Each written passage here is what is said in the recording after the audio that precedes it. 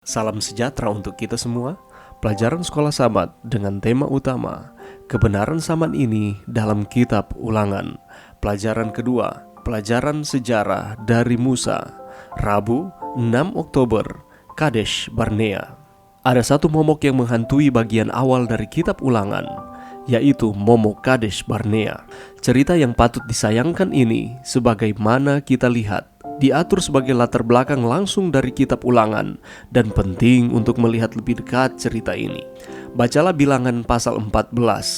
Bagaimana orang-orang bereaksi terhadap laporan dari para mata-mata dan apa hasil dari reaksi mereka? Kita bisa menarik banyak pelajaran penting dari cerita ini, tetapi satu yang penting yang akan muncul kembali dalam kitab Ulangan dapat juga ditemukan di Bilangan 14. Bacalah Bilangan 14 ayat 11-20. Walaupun kita melihat Musa kembali bertindak dalam perannya sebagai pengantara, apa yang penting sehubungan dengan alur pemikirannya dengan Tuhan tentang mengapa Tuhan tidak harus memusnahkan bangsa Israel? Pikirkan tentang apa yang Musa sedang katakan kepada Tuhan. Jika engkau melakukan hal ini, lihat bagaimana engkau di mata orang Mesir dan juga di mata bangsa-bangsa lain di area ini. Poin ini sangat penting karena pada akhirnya segala sesuatu yang Allah ingin lakukan bagi bangsa Israel adalah bukan hanya untuk kepentingan bangsa itu sendiri, tetapi juga itu untuk semua manusia secara keseluruhan. Bangsa Israel harus menjadi terang kepada dunia sebagai satu saksi kepada orang-orang dahulu kala tentang kasih, kuasa, dan keselamatan yang ditemukan dalam Allah yang benar ini, dan bukan dalam berhala-berhala yang tidak berharga yang disembah oleh bangsa-bangsa ini. Tetapi, seperti yang Musa katakan, jika engkau membinasakan bangsa Israel ini, lalu apa? Bangsa-bangsa sekitar akan berkata, oleh karena Tuhan tidak berkuasa membawa bangsa ini masuk ke negeri yang dijanjikannya dengan bersumpah kepada mereka, maka ia menyembelih mereka di padang gurun. Bilangan 14 ayat 16. Dengan kata lain, apa yang kita lihat di sini adalah sebuah tema yang ditemukan di keseluruhan Alkitab. Ide bahwa Allah harus dimuliakan dalam hidup umatnya, bahwa kemuliaan dan kebaikan dan kasih dan kuasa Allah harus dinyatakan di dalam gerejanya melalui apa yang dilakukan lewat umatnya. Tentu saja, umatnya tidak selalu membuat mudah baginya untuk melakukan hal ini, tetapi pada akhirnya Allah akan dimuliakan melalui tindakannya di atas bumi ini. Pelajaran yang bisa kita dapatkan pada saat ini, ketika kita mendengarkan Kadesh Barnea, akan terbesit di dalam pikiran kita, itu merupakan pemberontakan dari bangsa Israel. Musa menyatakan wilayah ini sebagai tempat yang diberikan kepada kita oleh Tuhan Allah kita. Perhatikan penggunaan sebuah kata sifat yang menekankan pada kenyataan dan kepastian pemberian Allah.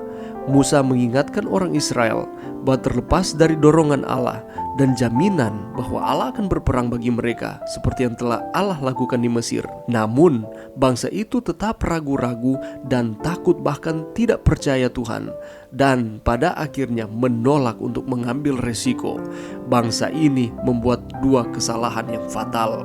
Kesalahan yang pertama, mereka mengirim mata-mata untuk mengukur kekuatan penduduk Kanaan. Ketika mereka melihat bahwa penduduk asli negeri itu kuat dan raksasa, mereka menjadi takut dan mereka menolak untuk masuk ke tanah Kanaan. Kedua, ketika Israel mengerti bahwa Allah marah kepada mereka oleh karena kurangnya iman, mereka memutuskan bukan untuk pergi kepada Tuhan meminta maaf. Mereka pergi sendiri dan mereka berperang dengan lancang melawan musuh tanpa dukungan dari Allah itu sendiri. Dan akibatnya, mereka tidak hanya kehilangan kesempatan untuk memasuki negeri itu dengan segera, tetapi Allah bersumpah bahwa mereka akan mengembara di padang gurun selama 40 tahun. Kata yang sama, mengambil sumpah, digunakan untuk merujuk pada sumpah yang diucapkan Allah kepada bapa-bapa leluhur mereka, Abraham, Ishak, dan Yakub. Dan pada tahun yang ke-40 itu, secara ironis, itu merupakan pengingat penggenapan firman Allah. Musa menggunakan semua peristiwa ini untuk mengingatkan orang Israel akan janji Allah, dan juga untuk memperingatkan bangsanya sebelum menyeberangi sungai Yordan bahwa mereka harus belajar dari masa lalu mereka. Lewat pelajaran ini kita bisa mendapatkan, mari kita melihat ke masa lalu kita, melihat kebaikan Tuhan di dalam kehidupan kita, dan itulah yang menjadi pegangan bagi kita untuk kita menatap hari ini dan masa depan yang akan kita lewati. Kita beriman kepada Tuhan bahwa Tuhan akan terus mengarahkan akan kehidupan kita untuk kita terus setia kepada Tuhan, berhasil di dunia ini dan dapat dipersiapkan dalam kerajaan sorga. Mari berdoa. Terima kasih Tuhan atas firman-Mu pada saat ini. Pengalaman dari bangsa Israel mengingatkan kami untuk kami terus setia kepada Tuhan. Lewat pengalaman-pengalaman di masa lalu, Allah terus bersama-sama dengan kami. Allah terus mengampuni kami dari setiap kesalahan kami.